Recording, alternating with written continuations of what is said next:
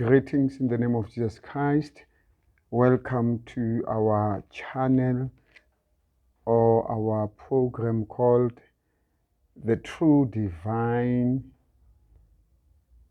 Word, the Divine Truth of the Word, the Divine Truth of the Word, where we rightly divide the Word of God, where we actually encourage Christians to rightly divide the Word of God. Without any waste of time, please allow me to introduce our teaching today. Our teaching will be based on the book of John chapter 1, and we will also link it together with the book of Genesis chapter 1. Genesis, which is referred to as the book of creation. The word Genesis means creation, the book of creation. Today I want us to actually talk about in the beginning. Now, maybe you might actually you can actually ask me a question. Why in the beginning? And in the beginning of what? So this is in the beginning of creation. The ultimate goal of our study and the ultimate goal of what we call theology. Theo, which is Greek word for God, and ology, it is any study. Or in the context of theology, now it is theo, meaning God in Greek, and ology, which is the word logos. Now, this is the study of God. This is the study of Almighty God, but through the scriptures, not through any church, not through any congregation, but through the scriptures. Remember, the Bible says all scriptures are inspired. All scriptures are inspired, meaning that all scriptures, they were breathed by God Almighty, meaning that God used people, men, who were able to avail themselves to be used of God. So we thank God that they were actually able, they allowed themselves to be used of God. So the ultimate goal of theology, it is not only the knowledge, because most of us, we think that when we do theology, it is all about the knowledge only. It is not only about knowledge.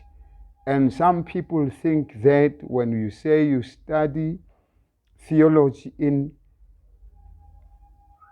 any institution, it means you want to be a pastor. No, it's not about that.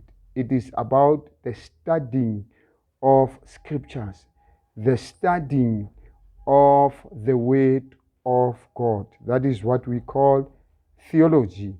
So ology is actually any study. You go to biology, it is the study of plants, it is the study of man, it is the study of animals. So meaning that ology, it is any study. But in the context of biology, it is the study of plants, animals, and human beings also. Now, did you know that the ultimate goal of theology, it is not only knowledge. It is not only about knowledge. It is about knowledge and worship. Did you know that the study of dogmatic theology and beliefs can be organized by churches. Now, the dogma, it is from the English word doctrine. Some dogmas or some doctrines, they actually come from councils. Now, you will see that when we do what we call the historical backgrounds or the theology. Now, we said theo, it is a Greek word for God, and ology can mean any study, but from the context of Genesis chapter 1 and John chapter 1, it is the study of God, theo. It is the study of God. So from theology, there is a Greek word there called logos. If you take out the word theo, then you will actually be left with, I think, 4 letters, if I'm not mistaken. No, 5 letters, which is ology. Now, logi, log, which is logos, meaning that it is the study of the word. It is the study of the scriptures. It is the study of the Bible. That is theology. Now, according to John chapter 1, Jesus is made flesh, and the revelation of God made the word flesh. And theology, which is the study of God Almighty in scriptures. When we say we're doing theology, meaning we are doing the study of God in the scriptures, the study of God in the Bible. Not that you actually want to be a pastor. Any person can study, any person can do what we call theology. That is the study of logos, the word, the study of the Bible, the study of God, but in the Bible, the study of God in the scriptures, the study of God in the word, which is biblio, the Greek word for the Bible. So it was taken from the Latin word, yes, biblio, and the English word, which is the Bible. Remember, there was a man by the name of William Tyndale, who was actually coming from England. He was a scholar, English scholar. Now, this man, he actually decided in his life that it is fair for every person to access the Bible.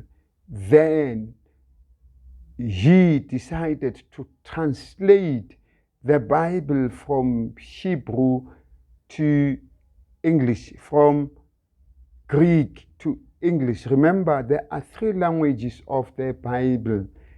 The Bible was written in Hebrew, Greek, and Aramaic. So, according to John chapter 1, the word is made flesh. We will read, you will see. The revelation of God made the word flesh. Now, theology, or the study of God Almighty in scriptures, it will lead us to actually knowing God through the scriptures. And John is teaching from the book of Genesis chapter 1, verse number 1. That is why, in fact, from John chapter 1,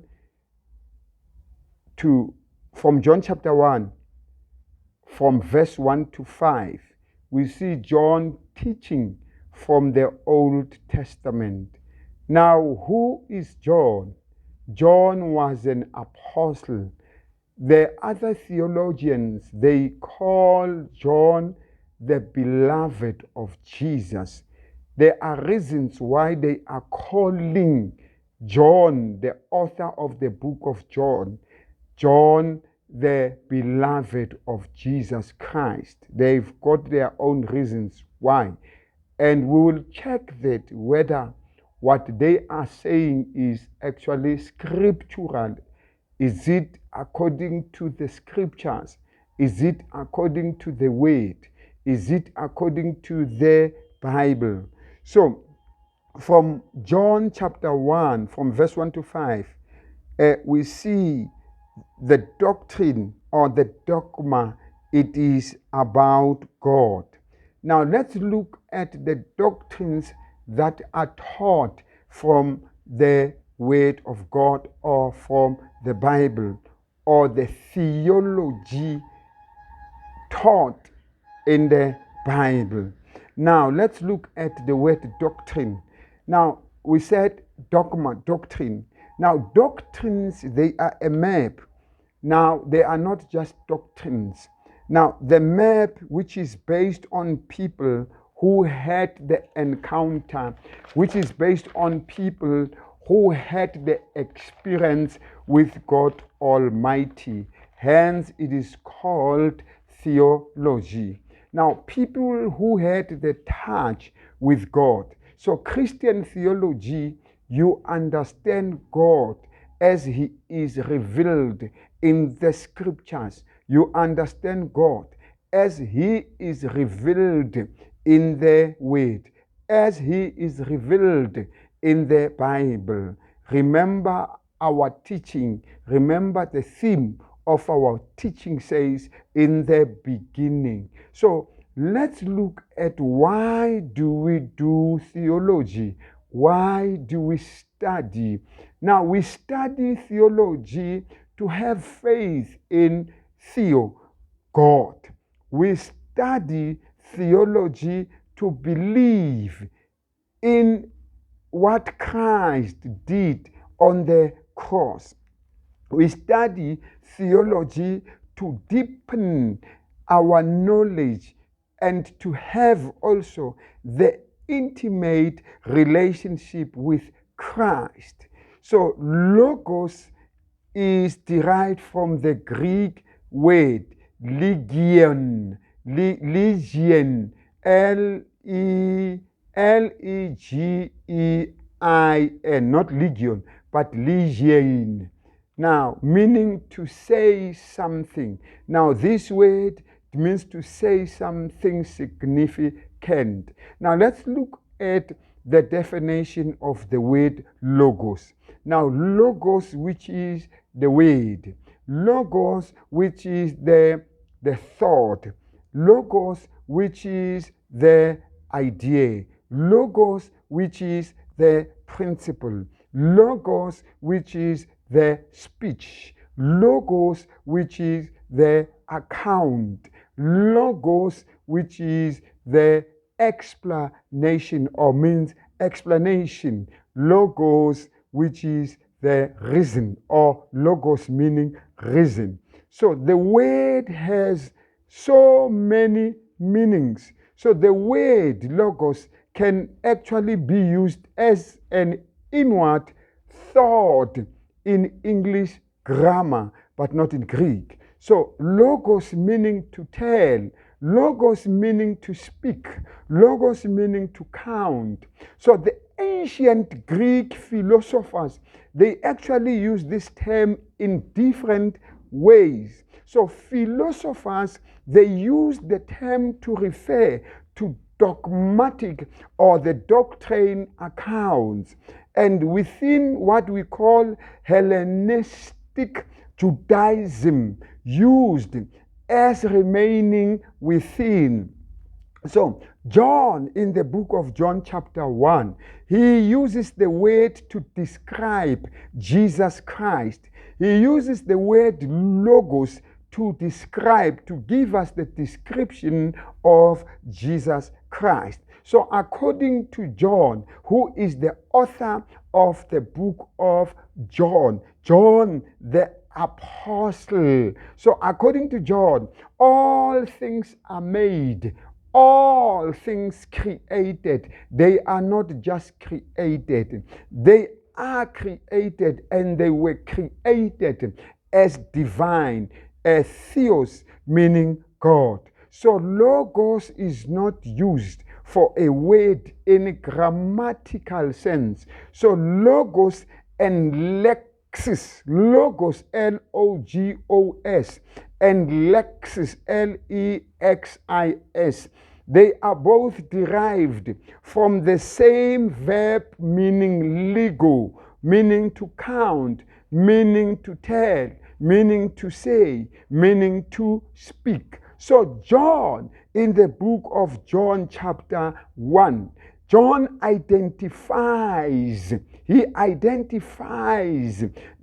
word logos. He identifies the word lexis as incarnate in Jesus Christ. Now, let's look at the word logos in Jewish thought, in Jewish thought, actually, not thought, but thought, in Jewish minds. Remember, the Bible was written in Hebrew. Always, whenever we want to rightly divide and not misinterpret, but interpret the Bible correctly, we will always go back to the original language of the Bible. The original language of the Bible, which is Hebrew, Greek, and Aramaic. So the word in Hebrew, logos, is dabar, D-A-B-A-R. Now let's look at dabar. I said logos in Jewish minds, logos in Jewish thought. Yeah, in Jewish, not teaching, but in Jewish minds, in Jewish thought. What did they thought about the word logos? So the word in Hebrew dabar was creative power and wisdom. So why do we do this word study? Why do we actually encourage word study? So as not to to encourage that, so as to be able to interpret the Bible and rightly divide and accurately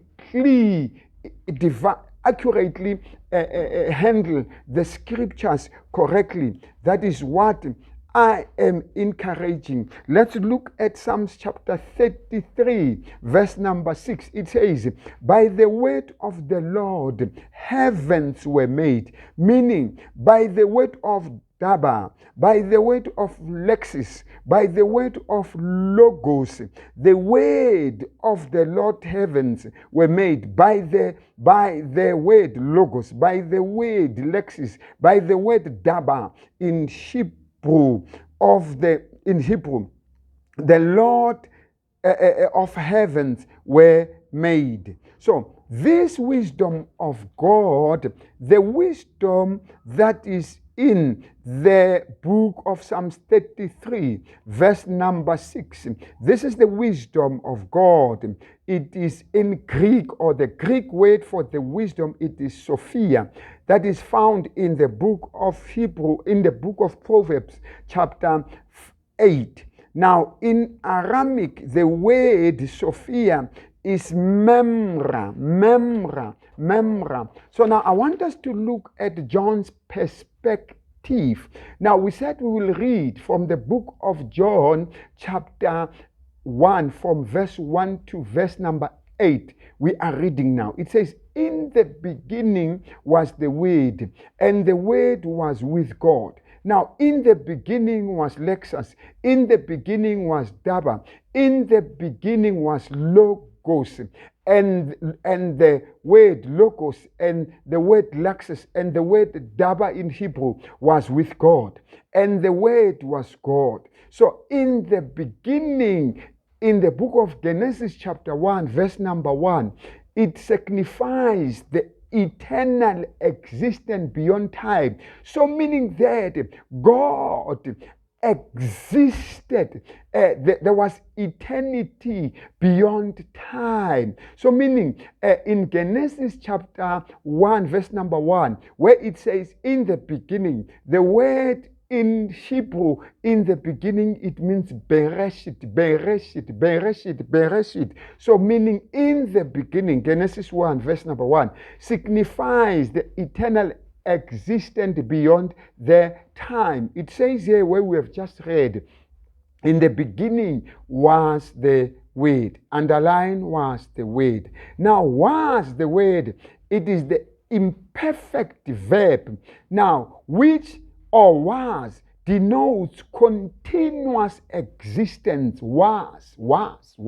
It means it is continuous. So meaning that he existed. It is the pre-existence. No, meaning that existed. So was the word. It is what we call in English the imperfect verb.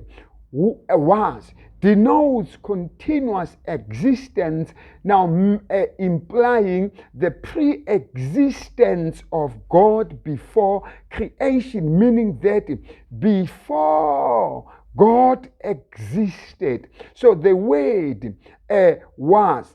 God affirms the divinity of Logos. So John affirms the divinity of the word Lexis, the divinity of the word Logos, the divinity of the word Daba. So in verse number 2, it says, he was in the beginning who, Lexus, he was in the beginning who, Daba, he was in the beginning who, Logos. So in verse number 2, the word Lexis Logos Daba reinforces the pre-existence and the relationship with God Almighty. Verse number 3.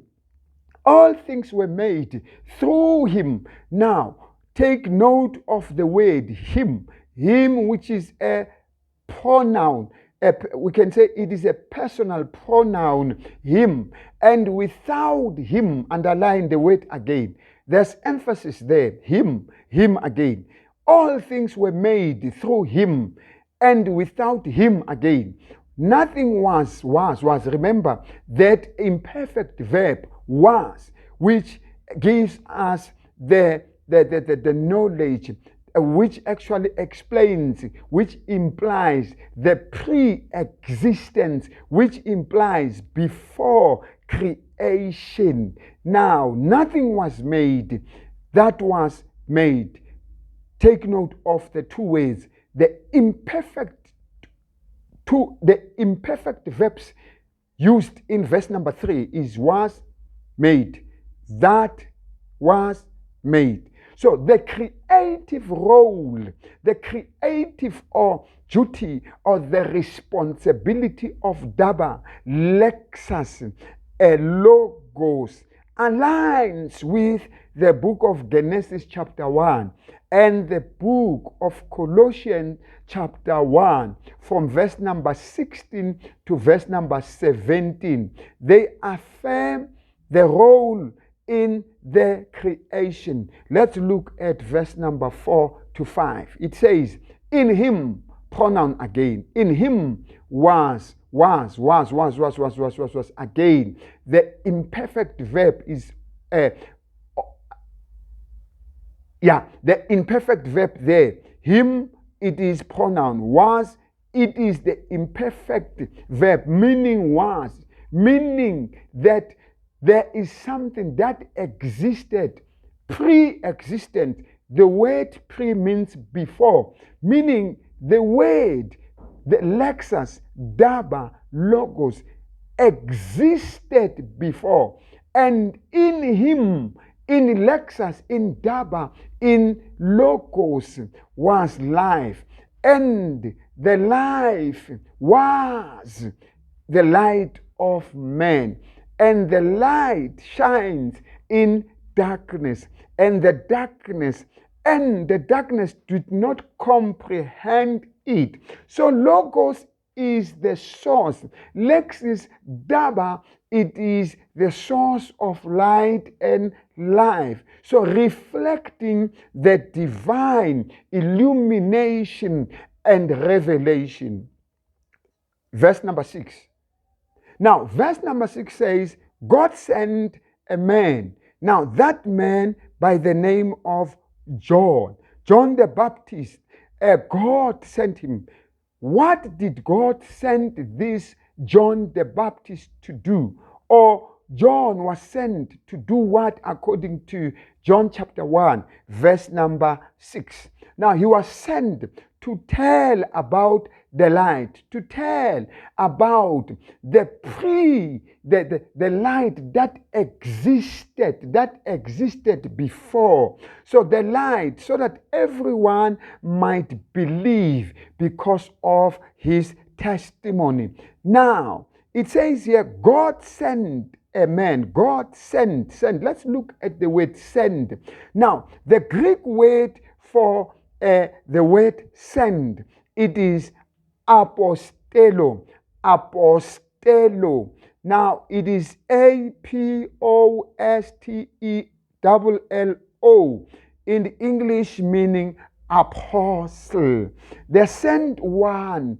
They sent out on a mission. So John the Baptist was sent out on a mission. Now I want you to look at Paul, the apostle in the dispensation of grace, as you all understand that we are in the dispensation of grace. We are in the church age. So Paul was sent out to reveal the mystery which was not known in the Old Testament. The mystery church was not known in the Old Testament. I will explain to you. Now, this mystery which was not known in the Old Testament, it is what we call mystery. Now, let's look at the definition of the word mystery. The word mystery means the hidden wisdom, the hidden secret of God. So the mystery is the church, which was known as ecclesia. Ecclesia, a Greek word, ecclesia. Now, the Greek word ecclesia for the church, which can mean the gathering of saints, can mean the gathering of Jews. So the word ecclesia or the church, the Greek word ecclesia or the church in the Bible, in the New Testament, it is used 77 times in the New Testament. Now, the mystery, which is the ecclesia, the mystery, which is the church. Now, it started in the book of Acts chapter 9, when Paul was actually called by God. He actually introduced the mystery which is now known today as the church, which is known as ecclesia, the gathering of men, the gathering of people.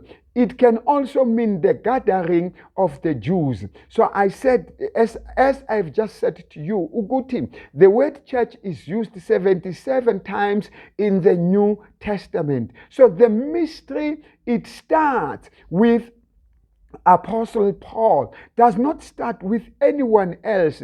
So who was sent out on a mission? Apostello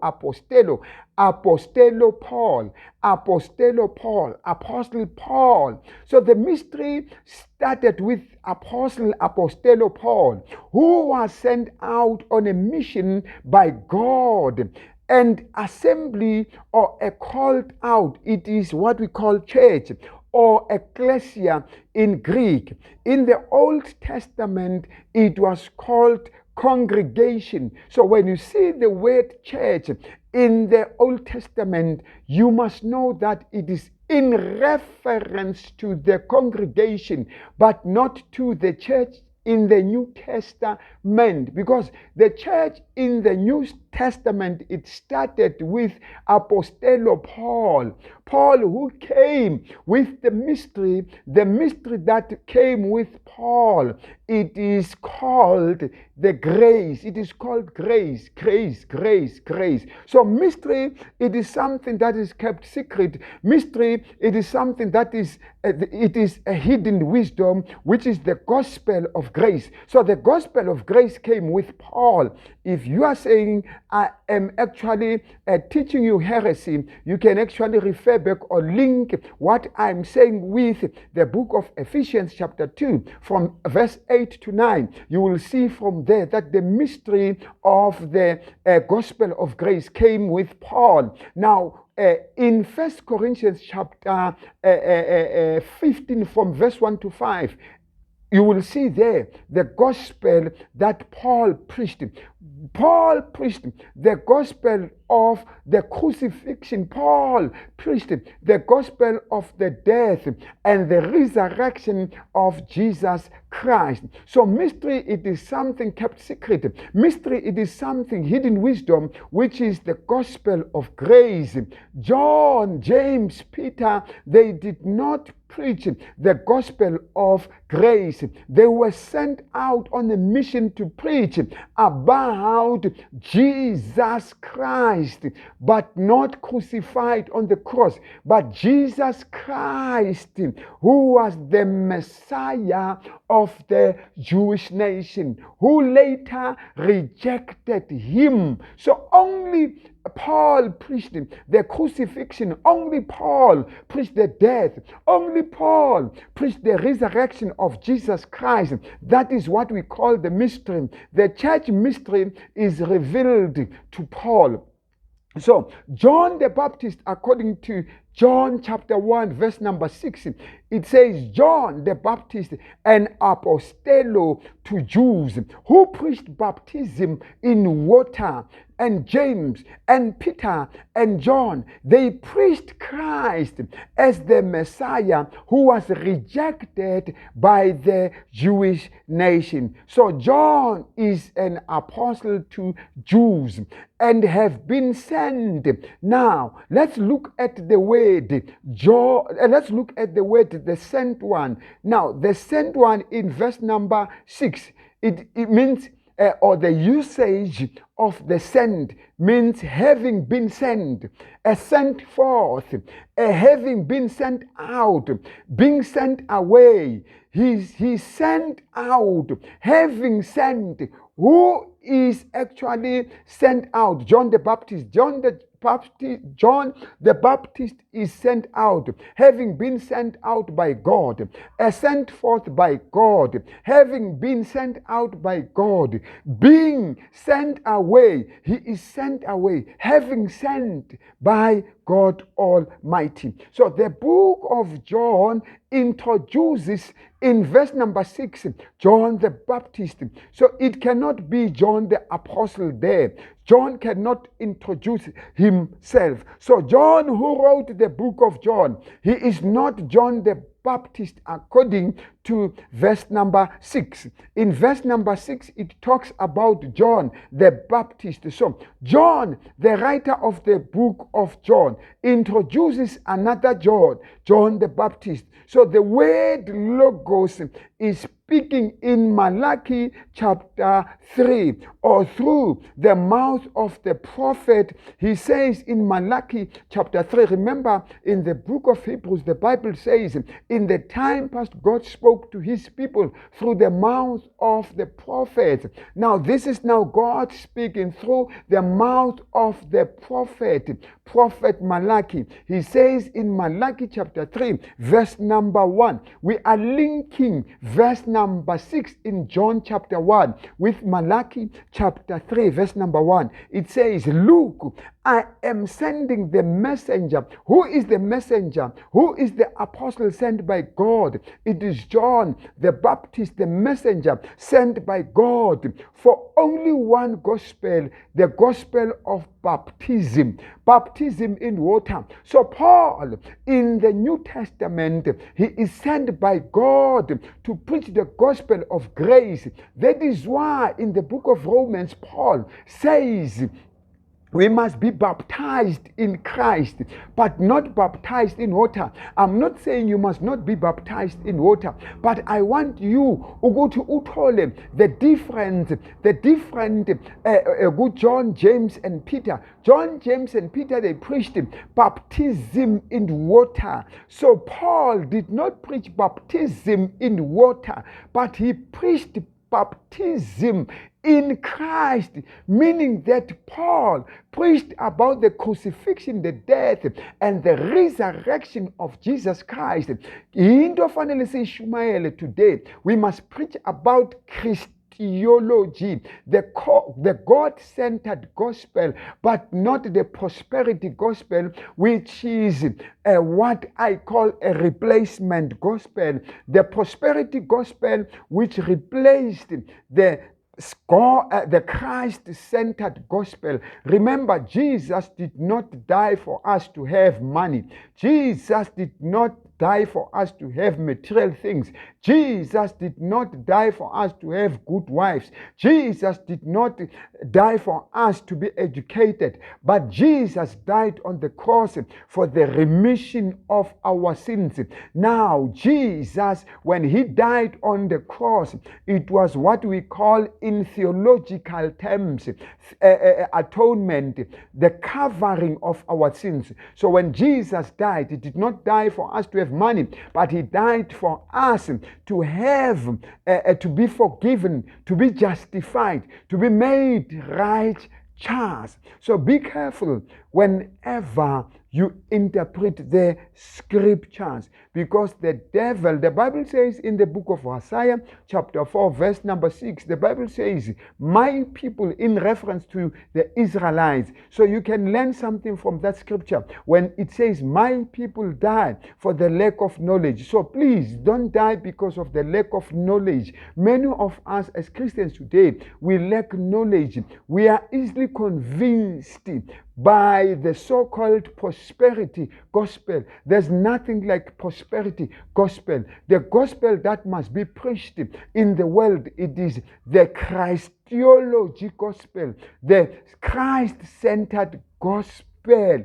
That has nothing to do with material things. That has nothing to do with money. Look, I am sending the messenger, and he will prepare the way before me.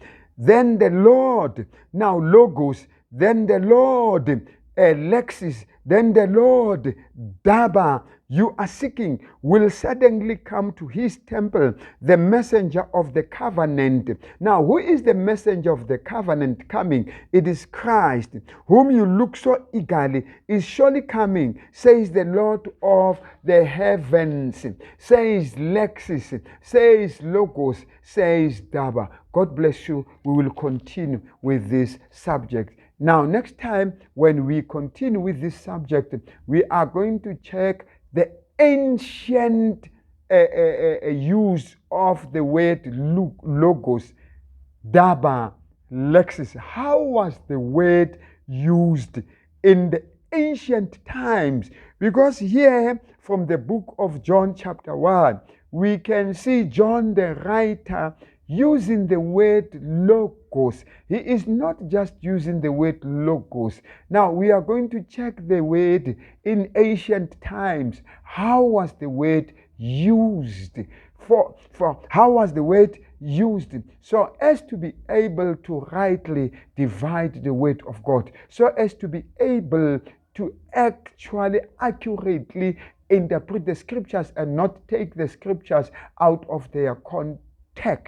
So next time we will also talk about what we call Pentecostal Hamera, because most of the people and the preachers are saying, and this is according to what they call the church history. Now, church history says the first sermon of Peter gave birth to the church. It is not like that. I will show you. It is not like that. So the birth of the church was Paul. Paul gave birth to the church.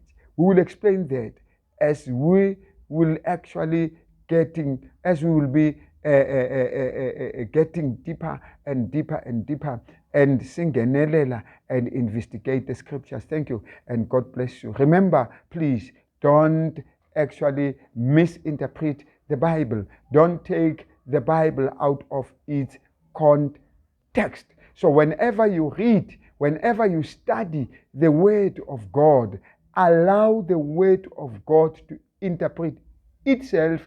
Ungangeni ezwini likaNkulunkulu ngengqondo ethize. Now, because if ungena ezwini likaNkulunkulu ngengqondo ethize, it will actually be called now what we call the pretext, but not the context. Now, the pretext, which is referred to as the hidden truth. So most of us, we take the scriptures out of their own context.